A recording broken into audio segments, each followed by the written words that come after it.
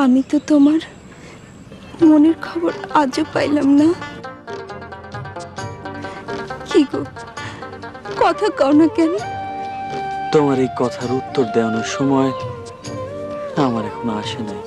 কবে আইব কইতে পারো?